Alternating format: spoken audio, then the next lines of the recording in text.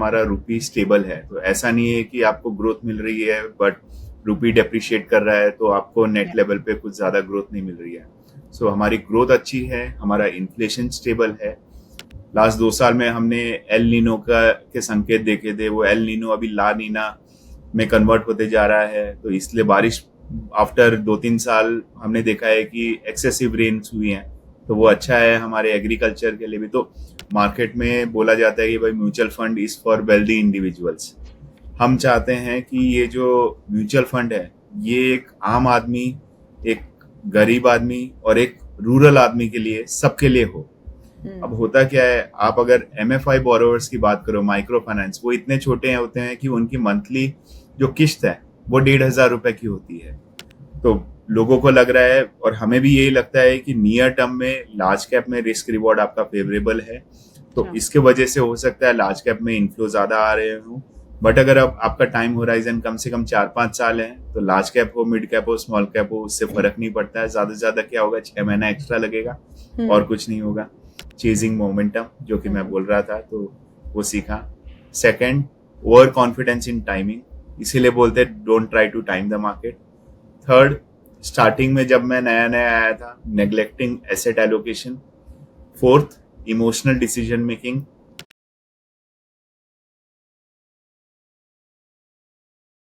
Hi everyone, I am Namrata Arora and welcome back to Mutual Funds की बात। Mutual funds की बात में हम ग्लोबल और Indian economic conditions, commodities, stock markets, mutual funds, इन सब के बारे में बात करते हैं। और आज के हमारे एपिसोड में we have a very renowned personality from the mutual fund industry. तो आज हमारे साथ है mister Nikhil Rungta, who is the co chief investment officer equity at LIC mutual fund asset management limited. He is a seasoned investment professional with extensive experience in managing diverse investment portfolios.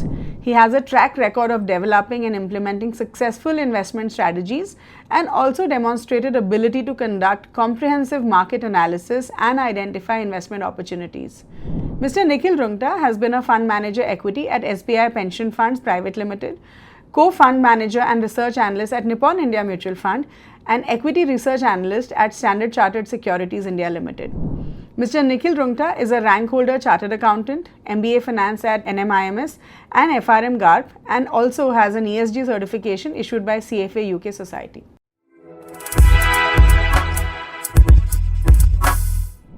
Hello everyone, मेरा नाम नम्रता अरोरा है and welcome back to Mutual Funds की बात। जैसे आप सबको पता है कि हर हफ्ते हम ट्राई करते हैं that we get a very interesting speaker for all of you. तो आज हमारे साथ पहली बार we have mister Nikhil Rungta उदास, जो हैं co CIO for equities at LIC mutual fund. Nikhil, thank you so much for giving us your time today and welcome to mutual funds की बात। We are truly very excited to listen to all your answers. Thank you so much. Thank you Namrata, and thank you to all your viewers. Sure. So let me start off by asking you some questions related to the economy. जैसे कि हम सबको पता है कि अगर हम valuations की बात करें तो Indian stock markets are quite over valued at this time, लेकिन फिर भी हम ये देख रहे हैं कि ओवरसीज इन्वेस्टर्स के लिए अभी भी इंडियन मार्केट्स बहुत अट्रैक्टिव हैं। We are looking at $8.5 billion worth of net foreign purchases in this quarter. तो आपके ओपिनियन में जो फॉरेन इन्वेस्टर्स हैं वो इंडियन स्टॉक मार्केट की तरफ क्यों आ रहे हैं, and at the same time do you think इसका इम्पैक्ट पॉजिटिवली होगा स्टॉक मार्केट पे? सो देखो, सेकंड क्वेश्चन फर्स्ट, अगर फॉरेन इन्वेस्टर्स इंडिया में आ रहे हैं तो स्टॉक मार्केट पे डेफिनेटली पॉजिटिव इम्पैक्ट होगा, बिकॉज वो मनी हमारे स्टॉक मार्केट में डिप्लॉय हो रहा है। Coming to the first question कि वो इंडिया में क्यों आ रहे हैं, देखिए इंडिया में आपको 7% के आसपास की ग्रोथ रेट मिल रही है, जबकि अब्रॉड में इन्वेस्टर्स को 2 से 3% की ग्रोथ रेट मिल रही है। ऑल्सो हमारा रुपी स्टेबल है, तो ऐसा नहीं है कि आपको ग्रोथ मिल रही है बट रुपी डेप्रिशिएट कर रहा है तो आपको नेट लेवल पे कुछ ज्यादा ग्रोथ नहीं मिल रही है। सो हमारी ग्रोथ अच्छी है, हमारा इन्फ्लेशन स्टेबल है, that is attracting foreign investors in India. Also सबसे इम्पोर्टेंट है, इंडिया में अपॉर्चुनिटीज हैं जो थोड़ी ग्लोबल लेवल पे अब कम होती जा रही। Okay, so you do see कि ये एक अच्छी बात है हमारे लिए, right? And we do expect कि शायद एटलीस्ट इस इनफ्लो की एक इंडिकेशन है कि हम अच्छा करते रहेंगे इन टाइम्स टू कम। हाँ जी। Alright, okay. अगर हम म्यूचुअल फंड्स की बात करें, वी हैव सीन कि म्यूचुअल फंड्स ने करीब 6,900 करोड़ रुपया आईपीओस में इन्वेस्ट किया था इन द मंथ ऑफ अगस्त।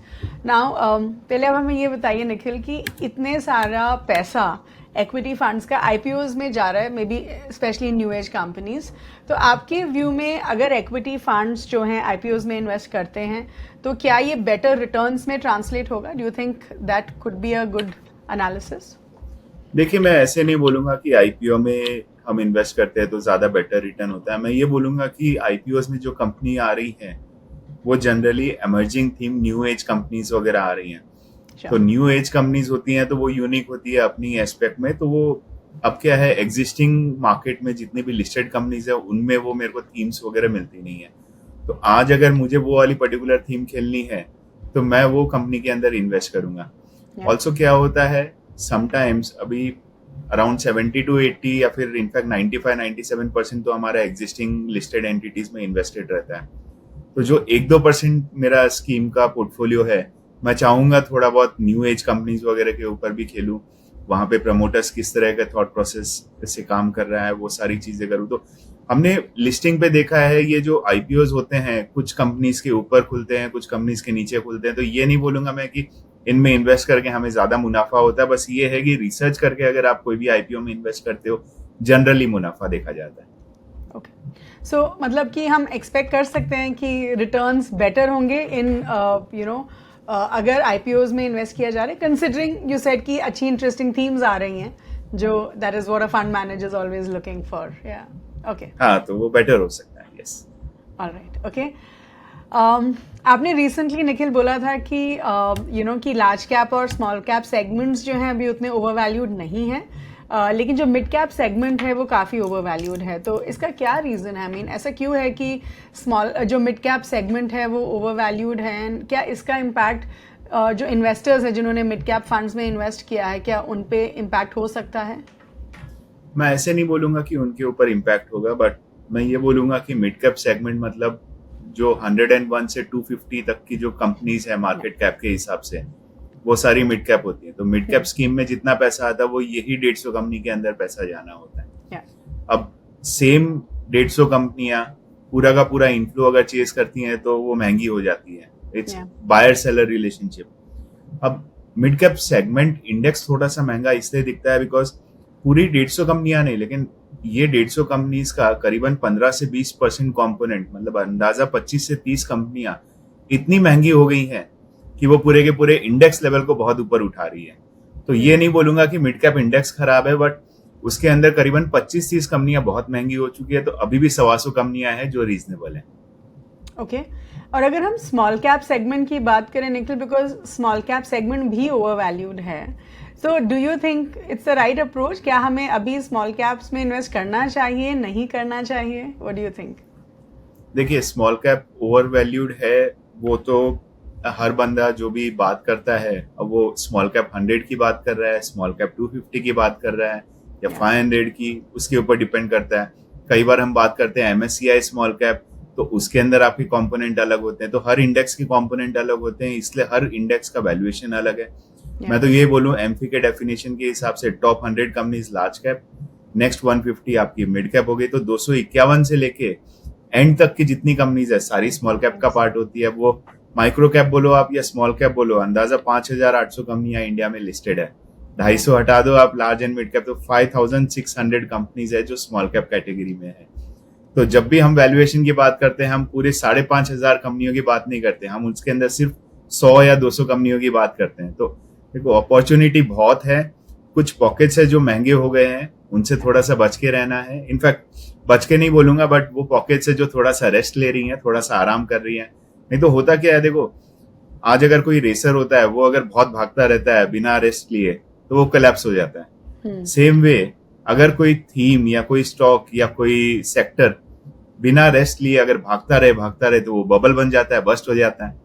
तो वो कुछ चीजें जो हैं जो कि ज्यादा भागी हैं वो अभी थोड़ा आराम कर रही हैं, रेस्ट बाकी बहुत सारी अपॉर्चुनिटीज है स्मॉल कैप में भी, खाली ढूंढने की देरी है। Okay, wonderful. अभी आपने थोड़ा थीम के बारे में बात करी and so let's just talk little bit about themes sectors, because ये बहुत ही इंटरेस्टिंग क्वेश्चन होता है, हमारे व्यूअर्स को बहुत अच्छा लगता है कि हम ये जानें कि कौन सा सेक्टर अच्छा करेगा, कौन सी थीम अच्छी करेगी। तो आपके ओपिनियन में जो म्यूचुअल फंड इन्वेस्टर्स हैं, क्या उनको ऐसी थीम्स जैसे डिफेंस या फिर आईटी, एफएमसीजी, फार्मा, क्या ऐसे जो डिफेंसिव सेक्टर्स होते हैं उनमें इन्वेस्ट करना चाहिए, और do you think they should be a part of the mutual fund portfolio? And if yes, क्या रीजंस हैं इसके? Right, tell us like in detail कि अगर हम डिफेंसिव सेक्टर्स की बात करें तो वो हमारे पोर्टफोलियो में होने चाहिए, नहीं होने चाहिए, और अगर होने चाहिए तो क्यों होने चाहिए? देखिए, डिफेंसिव सेक्टर अगर मैं म्यूचुअल फंड की बात करूं तो डेफिनेटली मेरे पोर्टफोलियो का पार्ट होना चाहिए। क्यों होना चाहिए? एक, वो मेरे पोर्टफोलियो को स्टेबिलिटी देता है ड्यूरिंग वॉलेटाइल टाइम्स। वो डिफेंसिव सेक्टर ही है जो कि मेरे पोर्टफोलियो को बचा के रखता है। सेकंड, फार्मा, आईटी और एफएमसीजी की हम बात कर रहे हैं तो कुछ साइकिल्स, हर सेक्टर का एक साइकिल होता है। लास्ट 3-4 साल में हमने देखा है इंडस्ट्रियल, केपेक्स, मैन्युफैक्चरिंग, इनकी काफी साइकिल्स वगैरह चली है। तो अभी इंक्रीमेंटली जैसे कि फार्मा, आईटी और एफएमसीजी की बात करूं, वो लास्ट 2-3 साल में चले नहीं है, अभी थोड़ा बहुत चलना स्टार्ट हुए हैं। फार्मा हम सीडीएमओ पे बहुत बुलिश हैं बिकॉज यूएस के अंदर हम देखें तो कई जगह पे दवाइयां ही नहीं मिल रही हैं, और India is one of the largest exporter of pharma to US, तो we are bullish on pharma. IT में हमें लगता है लास्ट 3-4 साल में जो हुआ, तो अब उनकी अर्निंग्स बॉटम आउट हो रही है। पिछले साल हमने देखा कि उन्होंने हायरिंग वगैरह फ्रीज की हुई थी या नहीं कर रहे थे, इनफैक्ट कम होते जा रहे थे उनके number of employees. Last 2 quarter में वो भी स्टेबिलिटी दिखी है, इनफैक्ट वो हायर कर रहे हैं अभी तो। और बीएफएसआई यूएस में भी इम्प्रूव हो रहा है, और इलेक्शन यूएस के अंदर जस्ट 2 महीने बाद है। तो कोई भी गवर्नमेंट आती है, at least we have the visibility कि 2 महीने में जो भी आए चीजें इंप्रूव होनी स्टार्ट हो जाएंगी। तो हमें लगता है आईटी बॉटम आउट हो गया है यहाँ से। लास्ट एफएमसीजी, देखो अर्बन कंजम्पशन तो हमारा चल रहा था, रूरल कंजम्पशन अटका पड़ा था पिछले 2-3 साल से। पिछले 2-3 क्वार्टर में हमने देखा है कि रूरल कंजम्पशन बहुत अच्छा हो गया है, बारिश बहुत अच्छी हुई है, थोड़ा बहुत इलेक्शन की वजह से भी इम्प्रूवमेंट आया है, बट उसके बाद में भी कंटिन्यूअस इम्प्रूवमेंट हमें दिख रहा है। बारिश बहुत बढ़िया है। लास्ट 2 साल में हमने एल नीनो के संकेत देखे थे, वो एल नीनो अभी ला नीना में कन्वर्ट होते जा रहा है, तो इसलिए बारिश आफ्टर 2-3 साल हमने देखा है कि एक्सेसिव रेन्स हुई हैं, तो वो अच्छा है हमारे एग्रीकल्चर के लिए भी। तो रूरल इकोनॉमी अभी इम्प्रूव होती जा रही है। तो देखिए, ये 2-3 सेक्टर जो है, जो डिफेंसिव सेक्टर्स हैं, इसको आप अल्फा जनरेट करने के लिए नहीं, बट स्टेबिलिटी टू पोर्टफोलियो के लिए आपको रखना पड़ेगा। नहीं तो क्या होगा, डाउन साइड जब मार्केट डाउनटर्न में आएगा, इंडेक्स के तो ये सब पार्ट होते ही हैं, बट आपका जो स्कीम है, आपका जो फंड है, वो बहुत ज्यादा गिर जाएगा, बहुत ज्यादा वॉलेटाइल रहेगा।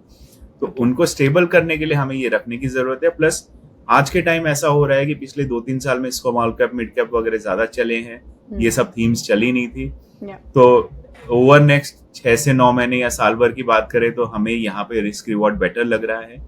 तो that is also one of the reason कि ये हमारे पोर्टफोलियोज में है। Wow. Those were a lot of points that you spoke about, Nikhil, and I think it was wonderful for us to understand. लेकिन अगर मैं एक समराइज तरीके से पूछूं कि एज एन इन्वेस्टर, चलो मुझे एक डिफेंसिव सेक्टर अपने लिए सेलेक्ट करना है, let's say I select maybe FMCG fund, तो what should be my allocation? एक मतलब मेरे पोर्टफोलियो में जो सेक्टरल फंड का एलोकेशन है, 1 या 2, जितने भी फंड्स मैं सेलेक्ट कर रही हूँ, वो कितना परसेंटेज होना चाहिए of my total equity portfolio? देखिए, अगर टोटल इक्विटी की बात करें तो कोई भी मुझसे पूछता है, मैं तो यही बोलता हूँ कि भाई 40 to 50% आपका allocation should be mixture, basically like asset allocation हो गया, या फिर बैलेंस एडवांटेज हो गया, या मल्टी एसेट हो गया, उस तरह के स्कीम्स में रखिए।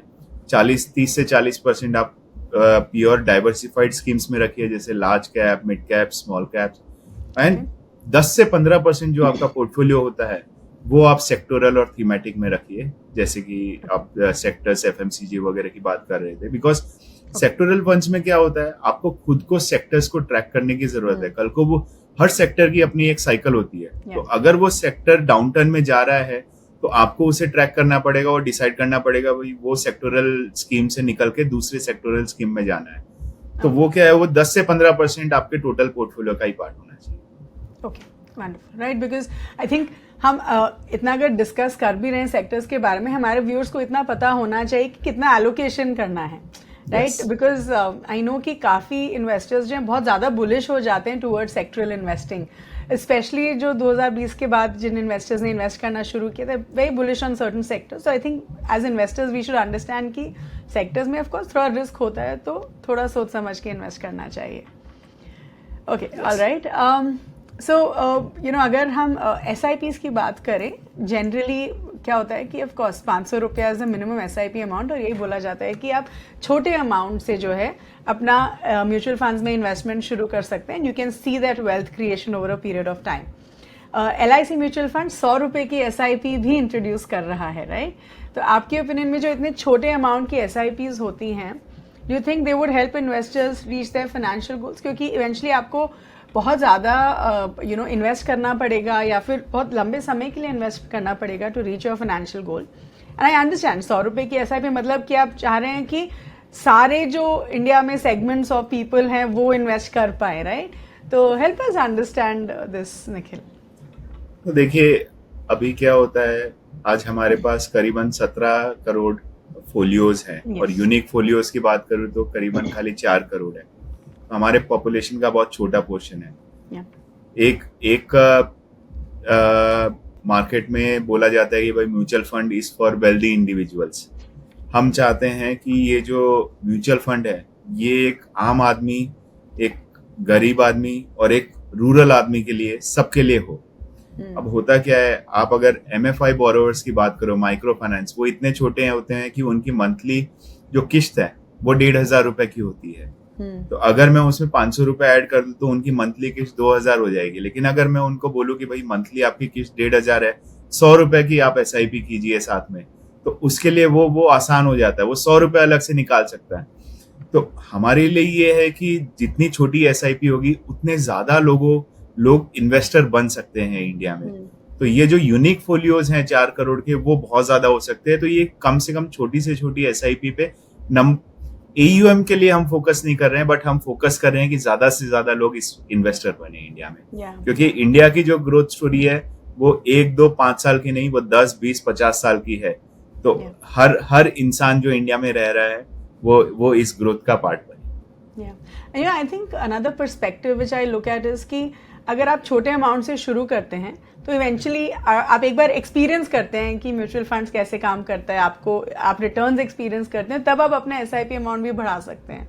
राइट. अब जैसे अगर हम स्टूडेंट्स की बात करें, कॉलेज स्टूडेंट्स छोटे अमाउंट अपनी पॉकेट मनी से अगर वो 100, 200, 500 की SIP करें, they experience mutual funds at a very young age. फिर वो जब काम करना शुरू करेंगे then they can really invest more. So I think it's a great initiative. So yeah, तो वो हमारे पास है स्टेप अप SIP, जिसे हम बोलते हैं कि 1 साल तक 100 रुपए देते रहो, बाद में 150 रुपए, फिर 200 रुपए. तो उस तरह से we have these products also. Wonderful. Alright. Okay. So एक जो जब हम इक्विटी म्यूचुअल फंड्स का पोर्टफोलियो देखते हैं, किसी भी म्यूचुअल फंड का पोर्टफोलियो देखते हैं, there is always a cash component as well, right. और ये देखा जाता है कि हर म्यूचुअल फंड थोड़ा कैश कंपोनेंट रखते हैं लिक्विडिटी के लिए, राइट. तो एज एन इन्वेस्टर जब मैं एक म्यूचुअल फंड का पोर्टफोलियो देख रही हूँ, क्या मुझे कैश लेवल देखना चाहिए कि कितना कैश एक म्यूचुअल फंड ने होल्ड किया हुआ है? बेसिकली क्या अगर एक म्यूचुअल फंड ने ज़्यादा कैश होल्ड किया हुआ है, do you think it could impact the performance? क्योंकि मैं म्यूचुअल फंड में इन्वेस्ट करी विद द लॉजिक कि मेरा पैसा स्टॉक्स में इन्वेस्ट हो रहा है एंड मुझे रिटर्न्स मिलेंगे, लेकिन कैश में पड़ा हुआ है तो ऑब्वियसली शायद it could impact the performance. What do you think, अगर हाई कैश लेवल्स है तो could it impact the performance of my fund? देखो, हाई कैश लेवल, लो कैश लेवल एक स्ट्रैटेजी होती है हमारे म्यूचुअल फंड मैनेजर्स की, और इसके दोनों पहलू हैं. पॉजिटिव्स भी है, नेगेटिव्स भी हैं. पॉजिटिव्स ये हैं कि एक्चुअल में अगर मार्केट नीचे गिरा तो आप कैश पे बैठे हो तो आपका लॉस नहीं होगा. नेगेटिव्स ये है कि अगर मार्केट ऊपर गया तो आपको रिटर्न वैसे नहीं मिलेगा. सो पॉजिटिव नेगेटिव दोनों हैं. मैं अगर LIC की बात करूं तो हम बिलीव करते हैं कि इन्वेस्टर्स ने हमें पैसा दिया है इन्वेस्ट करने के लिए, तो हम जनरली कैश पे बैठते नहीं है. ऑन एन एवरेज 2.5 से 3% कैश हमारे पास रहता है. और अगर हमारे पास अपॉर्चुनिटी नहीं है तो मैं लार्ज कैप में या लिक्विड पोर्टफोलियो के अंदर डाल के उसको इन्वेस्ट करके रखूंगा ताकि कल को मार्केट कुछ भी हो, एटलीस्ट वो इन्वेस्टेड है, मेरे इन्वेस्टर ने मुझे पैसा इसीलिए दिया है कि मैं उसे इन्वेस्ट करूंगा, और कल को मार्केट अगर भाग जाता है, जो कि हमने लास्ट 1 मंथ में देखा है, और मैं कैश लेवल पे बैठा हूँ, तो वो मेरा इन्वेस्टर मुझे ही क्वेश्चन करेगा कि क्या आपने रैली मिस कर दी है। तो इन्वेस्टर्स को मुझे ही आंसर करना है। तो वी हम जनरली इन्वेस्ट करके रखते हैं, अपॉर्चुनिटी नहीं है तो लार्ज कैप वगैरह में डाल के रखते हैं। सो विच मीन्स कि परफॉर्मेंस में इम्पैक्ट हो सकता है, राइट? Yes. तो अगर मैं एक फंड को एनालाइज कर रही हूँ तो कैश लेवल में देख सकती हूँ कि कितना है उसमें, that would be one of the parameters. Alright, okay. अभी आप अपने at LIC mutual fund you talking about the strategy, तो उसी की बात करते हैं कि एट LIC म्यूचुअल फंड आप क्या स्ट्रैटेजी फॉलो करते हैं to select stocks for your funds, right? और मतलब कि do you have any specific strategy जो एज अ फंड हाउस आप इनकॉर्पोरेट करते हैं, या हर फंड के लिए स्ट्रैटेजी अलग होती है? That's my first question. I'll ask you a follow-up question on this. So in terms of strategy, see, I join here from एक बड़े फंड हाउस से ज्वाइन किया मैंने। तो पब्लिक मेरे को वही पूछती है क्या मैं वैल्यू इन्वेस्टर हूँ, क्या मैं ग्रोथ इन्वेस्टर हूँ। आजकल नया वर्ड आ रहा है मोमेंटम, तो क्या मैं मोमेंटम इन्वेस्टर हूँ। सो मैं यही बोलता हूँ कि ना तो मैं वैल्यू हूँ, ना ग्रोथ, ना मोमेंटम। हम रिसर्च ओरिएंटेड म्यूचुअल फंड है। हमारा रिसर्च जो भी आइडिया थ्रो करेगा, चाहे वो वैल्यू में हो, ग्रोथ में हो या मोमेंटम में हो, अगर वो अच्छी अपॉर्चुनिटी है, अगर वो मेरे इन्वेस्टर्स के लिए पैसा बना रही है, रिस्क रिवॉर्ड फेवरेबल है, तो मैं वो अपॉर्चुनिटी ग्रैब करूंगा। तो नो मैटर कि वो पर्टिकुलर थीम में आए या नहीं आए, वैल्यू, ग्रोथ और मोमेंटम, इन्वेस्टर्स का रिस्क रिवॉर्ड बेसिस पे अच्छा पैसा बनेगा तो मैं उसमें इन्वेस्ट कर दूंगा। So that's how I am playing. अब मेरे पोर्टफोलियो में वैल्यू भी दिखेगा आपको, ग्रोथ भी दिखेगा, मोमेंटम भी दिखेगा, बट एवरीथिंग रिसर्च से निकल के गुजरा है। Okay, so since you talking about research, Nikhil, can you be a little more elaborate? क्या आप हमें बता सकते हैं कि आप एक स्टॉक में से क्या पैरामीटर्स देखते हैं जब आप सोचते हैं कि okay, so you not looking at value और मोमेंटम एनी स्ट्रैटेजी, लेकिन आप वो क्या पैरामीटर्स देखते हैं विद इन अ कंपनी की ये कंपनी में मुझे इन्वेस्ट करना है एज अ फंड मैनेजर? देखो, कंपनी फंडामेंटल्स होते हैं बहुत सारे। सो टू स्टार्ट विद सबसे इंपॉर्टेंट हमारे लिए हो जाता है promoter and management. Once we are through with the promoter and management, क्योंकि हम लोग जो कॉल लेते हैं वो इंसान के ऊपर सबसे बड़ा कॉल होता है। अगर वो प्रमोटर अच्छा है तो बाई चांस अगर उसकी इंडस्ट्री साइकिल वगैरह खराब भी हो जाती है, बंदा अच्छा है तो वो क्या करेगा, वो खुद का बिजनेस को डाइवर्सिफाई करके अपने इन्वेस्टर्स के लिए पैसा बना के देगा। तो सबसे इंपॉर्टेंट कॉल हो जाता है प्रमोटर एंड मैनेजमेंट पे। सेकंड हमारा होता है थॉट प्रोसेस, बेसिकली उसका बिजनेस क्या है, उसका टोटल एड्रेसेबल मार्केट क्या है, और वो आगे जाके ग्रो हो रहा है या स्क्वीज हो रहा है। और उसके साथ में हम फाइनेंशियल्स भी देखते हैं उसके, and last comes the valuation.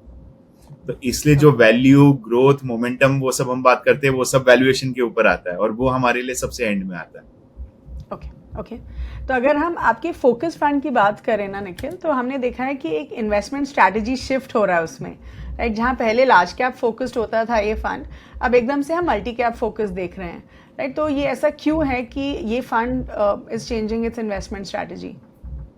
तो देखिए, ऐसा नहीं है इन्वेस्टमेंट स्ट्रैटेजी हम चेंज कर रहे हैं, बस ये है कि हमारे रिसर्च पोर्टफोलियो के अंदर जो स्टॉक आजकल निकल के आ रहे हैं वो ज़्यादातर स्मॉल कैप और मिड कैप में निकल के आ रहे हैं। हम लोग emerging themes, new age companies पे काफ़ी फोकस कर रहे हैं, जो यंग कंपनीज हैं उनके ऊपर फोकस कर रहे हैं। अब होता क्या है, जो भी नए IPOs वगैरह आ रहे हैं वो सब मिड कैप वगैरह में आ रहे हैं। जो टॉप 100 कंपनीज बैठी हुई हैं लार्ज कैप में, वो तो एक ही चीज बोलती है कि भाई हमें हमारा स्लॉट नहीं छोड़ना है, हम टॉप 100 में हम वहीं पे रहेंगे। तो जो भी नई कंपनी मार्केट में आएगी वो कहाँ पे आएगी, आपके मिड कैप या स्मॉल कैप में ही आएगी। तो अगर आपको वो नई कंपनी खेलनी है तो आपके पोर्टफोलियो का मिड कैप या स्मॉल कैप शेयर बढ़ जाएगा।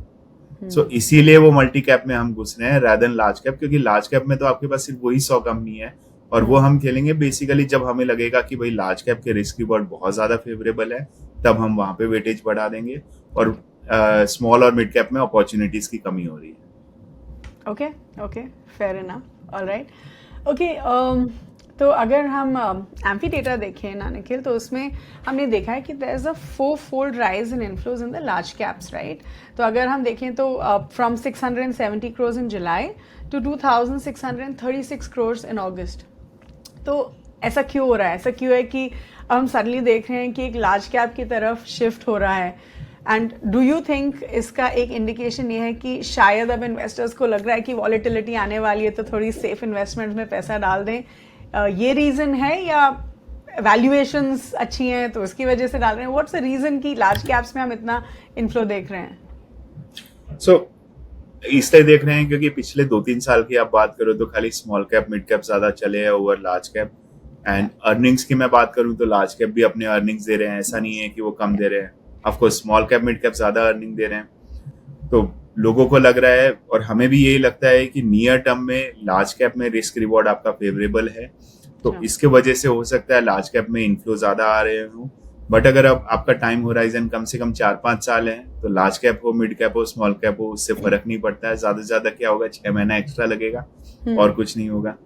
सो हमारे हिसाब से तो वही है, अभी नियर टर्म में रिस्क रिवॉर्ड फेवरेबल है। ऐसे नहीं बोलूंगा कि रिस्क ज्यादा हो गया है in small cap mid cap, but मैं ये बोलूंगा risk reward is favourable for large cap. Okay okay, and that's a reason we see इतने ज्यादा inflows. Do you think it has nothing to do with the perceived volatility that is expected?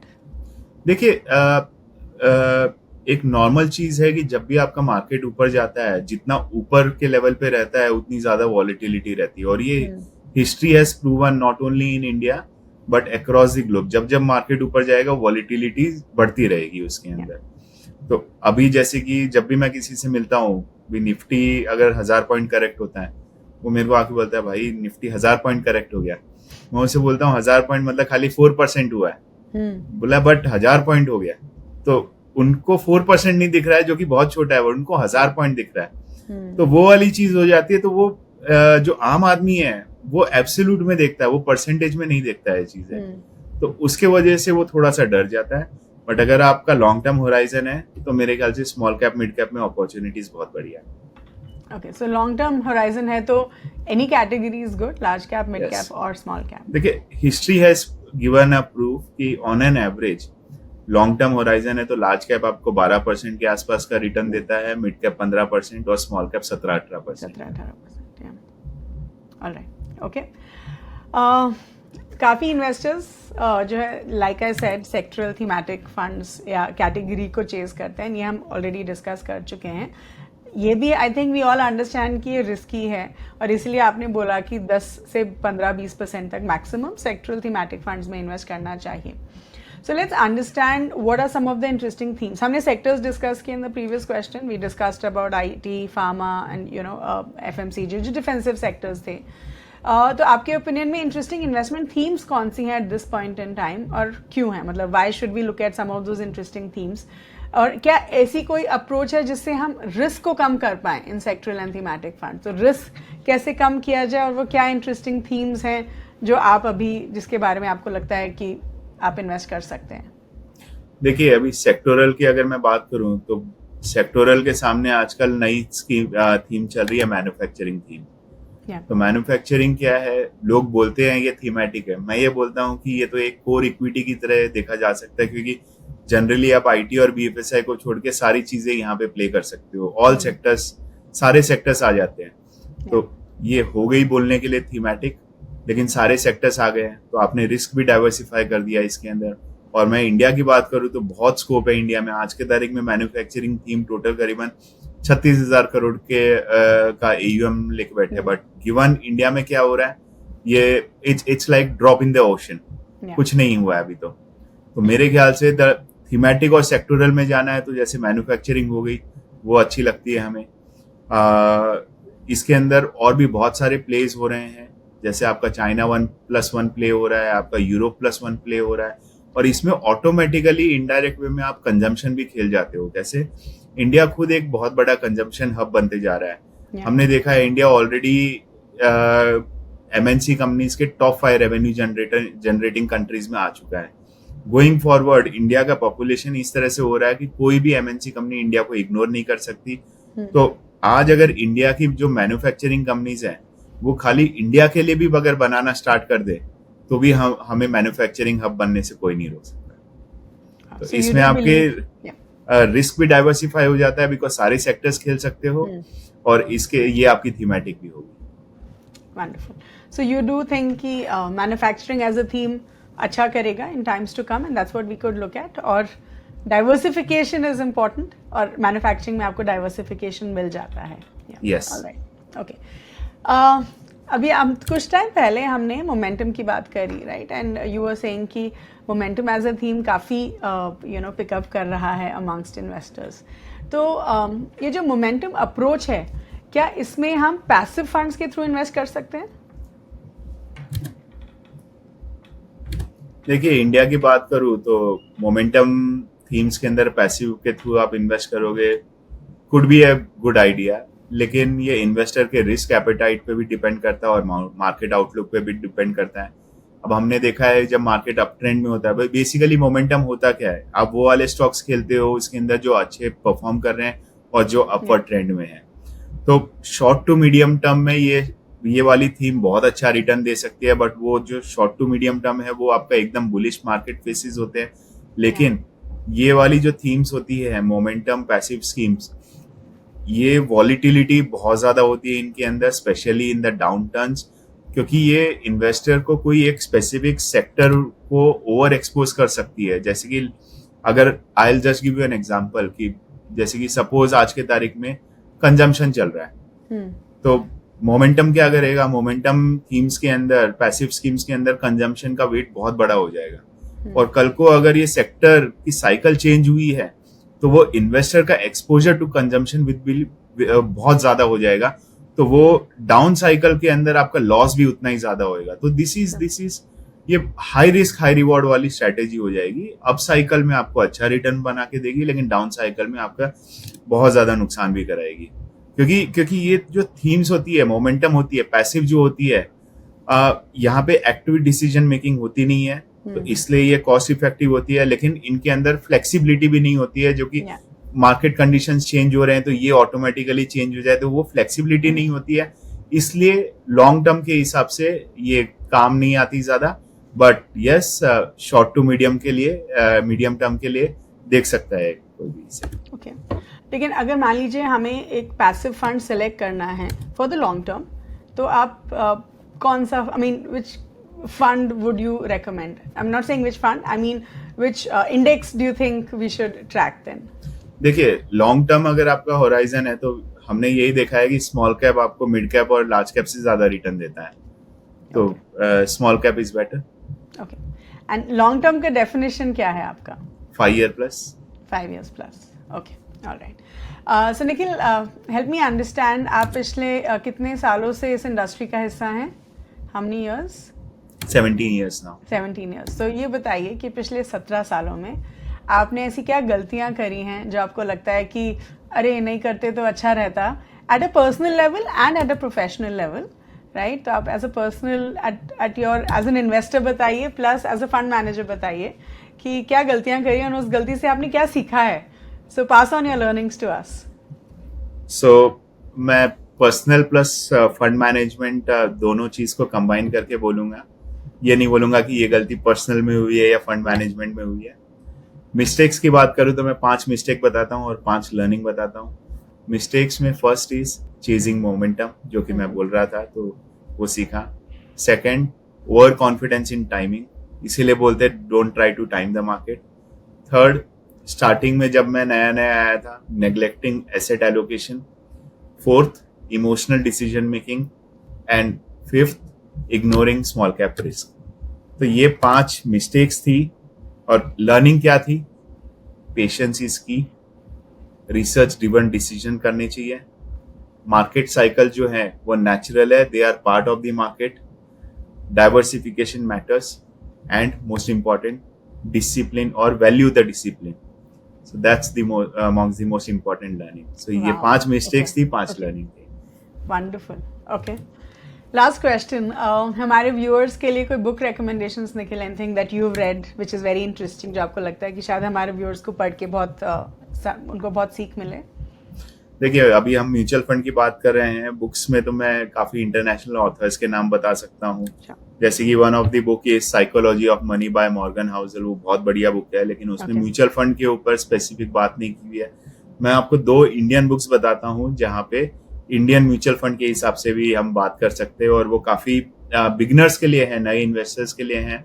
One is Let's Talk Money, You Have Worked Hard for It, Now Make It Work for You by Monica Helen. तो वो personal finance को बहुत simple term में explain करती हैं, including mutual funds. It helps first time investor to understand how to allocate money, build portfolio and achieve financial goals. और second book है mutual fund for all, basically mutual fund basics and strategies for beginners by Hemant Beniwal. तो ये भी beginner friendly है और ये भी mutual fund के सारे बेसिक्स वगैरह कवर करती है, इंक्लूडिंग कि कहाँ पे टैक्स सेविंग वगैरह भी हो सकती है. तो इंडिया इन्वेस्टर पर्सपेक्टिव से ये 2 book, and other than this आपकी मॉर्गन हाउसल की साइकोलॉजी ऑफ मनी.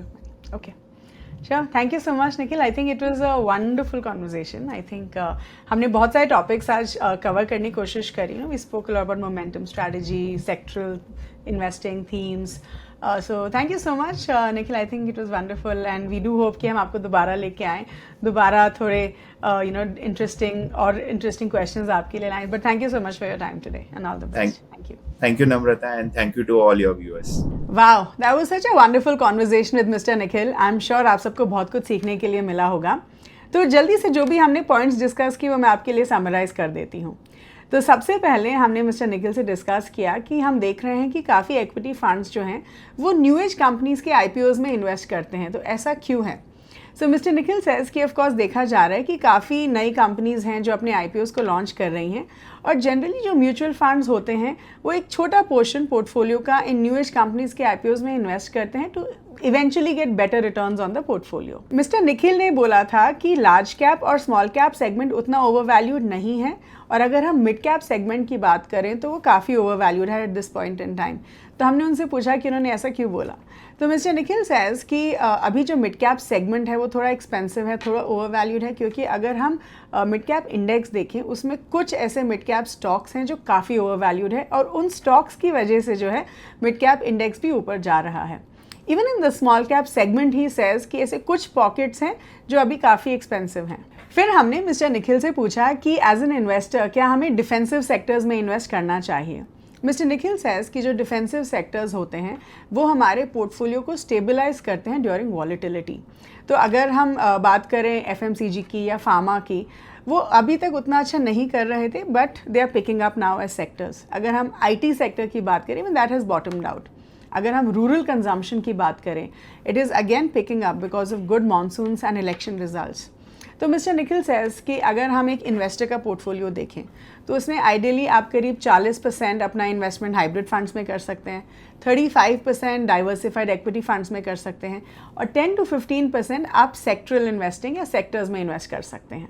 फिर हमने मिस्टर निखिल के साथ डिस्कस किया अबाउट म्यूचुअल फंड्स जो कैश कंपोनेंट रखते हैं in the equity fund portfolios. तो मिस्टर निखिल सेज कि एट LIC म्यूचुअल फंड वो बहुत ज़्यादा कैश कंपोनेंट नहीं रखते हैं, बिकॉज दे बिलीव कि इन्वेस्टर्स का पैसा इक्विटी में इन्वेस्टेड रहना चाहिए.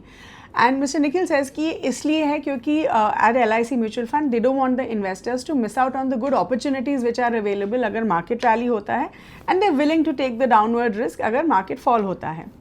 He also says कि एज अ फंड हाउस अगर कुछ अच्छा इन्वेस्टमेंट आइडियाज़ नहीं मिल रहे हैं, then they focus on putting the money in the large cap space to protect the portfolio from market volatility.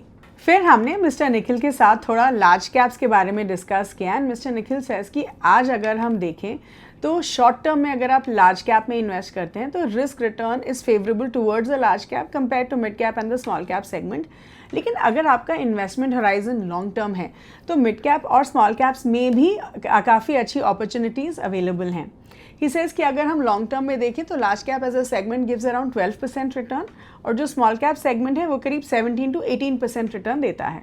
फिर हमने मिस्टर निखिल से पूछा कि क्या हम मोमेंटम अप्रोच पैसिव फंड्स के थ्रू फॉलो कर सकते हैं. मिस्टर निखिल सेज कि मोमेंटम का मतलब ही यही होता है कि आप ऐसे स्टॉक्स में इन्वेस्ट कर रहे हैं जो अभी अपवर्ड की तरफ जा रहे हैं. ही सेज कि शॉर्ट टर्म में ये अप्रोच शायद काम कर सकती है, but it is a very risky approach, क्योंकि मोमेंटम एज अ स्ट्रैटेजी तब अच्छा कर सकती है जब शेयर मार्केट ऊपर जा रही है, but it could definitely under perform अगर शेयर मार्केट नीचे आ रही है. फिर हमने मिस्टर निखिल से उनकी कुछ लर्निंग्स के बारे में पूछा from equity markets, and mister Nikhil says कि सबसे पहले कभी भी स्टॉक मार्केट को टाइम नहीं करना चाहिए. ही सेड हमेशा असेट एलोकेशन को बहुत इंपॉर्टेंस देनी चाहिए, इग्नोर नहीं करना चाहिए. He also says कि डाइवर्सिफिकेशन बहुत ज़रूरी होता है in an investors mutual fund portfolio और हमेशा एक डिसिप्लिन तरीके से एक्विटी मार्केट्स में इन्वेस्ट करना चाहिए. So that was about it in this particular episode. I do hope all of you had a wonderful learning experience. Please do like this video, share it with everyone, and please do subscribe to the Grow Mutual Fund channel, and I'll see you next week. Thank you so much.